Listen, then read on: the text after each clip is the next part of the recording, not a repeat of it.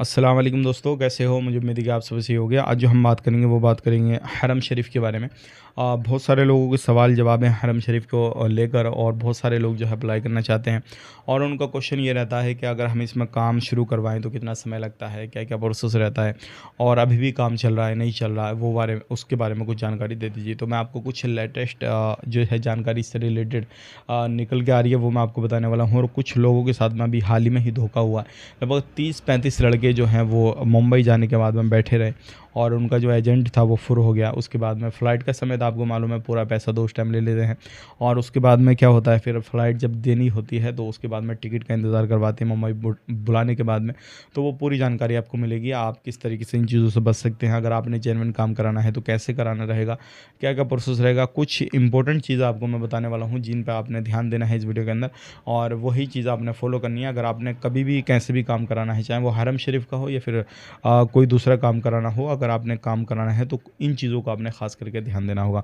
Channel को आप पहली बार देख रहे हैं, सब्सक्राइब करें, जितना हो सके वीडियो को शेयर कर दें। और आप अगर पैसे कमाना चाहते हैं ऑनलाइन पार्ट टाइम में किसी भी तरीके से, वेबसाइट के थ्रू और या फिर एप्लीकेशन के थ्रू, तो मैं आपको एक लिंक डिस्क्रिप्शन में दे दूंगा जिसका टेलीग्राम का चैनल का नाम है स्मार्ट मनी सेंटर। तो आप उसको ज़रूर फॉलो कर लें। वहाँ पे जो है वेबसाइट के बारे में और जो है एप्लीकेशन के बारे में आपको आइडियाज़ वगैरह मिलते रहेंगे, आपको जानकारी मिलती रहेगी कि किस तरीके से आप वहाँ पे पैसा कमा सकते हैं। तो आप ये काम ज़रूर कर लें।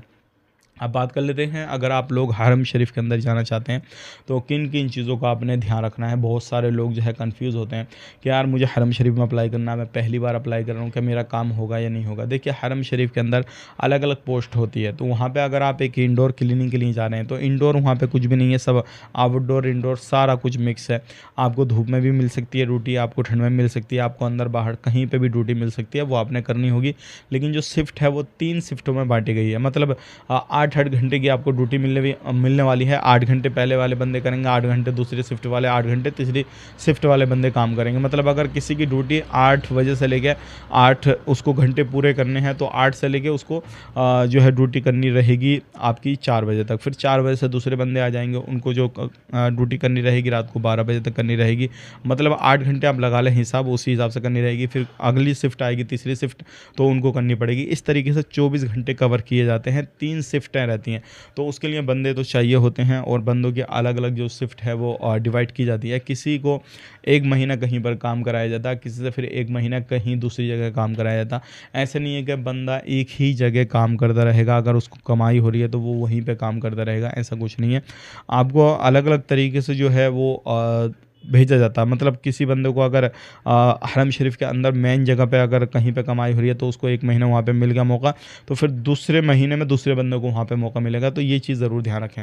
अब बात कर लेते हैं यहाँ पर अगर कोई बंदा जा रहा है काम के लिए तो किन किन चीज़ों का ध्यान रखना। सबसे पहली चीज़ ये है, जब भी आप अप्लाई करें, चाहे मुंबई से करें, दिल्ली से करें, ऐसे ऑफिस से करें जिनके पास में गवर्नमेंट का लाइसेंस है, ऑथराइज ऑफिस है, आप उनसे अप्लाई करें। अब आप किसी भी एजेंट से अप्लाई कर रहे हैं तो आपका कोई ख़ास जानने पहचानने वाला हो, जिसको आप पहले से जानते हो, उसका मकान वगैरह सारी चीज़ें आप जानते हो, तो उसके लिए काफ़ी ज़्यादा बेहतर रहेगा। क्योंकि अदरवाइज़ आप नहीं जानेंगे तो फिर आपके साथ धोखाधड़ी हो जाएगी अगर लाइसेंस उसके पास नहीं है। अगर लाइसेंस है तो आप अननोन से भी बात करके अप्लाई कर सकते हैं, लेकिन ये ज़रूरी है कि अप्लाई करने से पहले जानकारी होना आपको पास में ज़रूरी है। अभी हाल ही में क्या हुआ, 35-40 बंदों के करीब जो है मुंबई बुलाए गए, और उसके बाद में जो है जो उनका एजेंट था उसने टिकट नहीं कराया और वो वहाँ से फ़रार हो गया। तो वो 35-40 बंदों के आप खुद लगा सकते हैं, लगभग 3-4 लाख रुपए जो है अभी हरम शरीफ के नाम पर लोगों से लिए जाते हैं। तो आप लगा सकते हैं लगभग करोड़ों रुपये का घोटाला बंदा करके भाग गया। अब आप किस तरीके से विश्वास कर पाएंगे।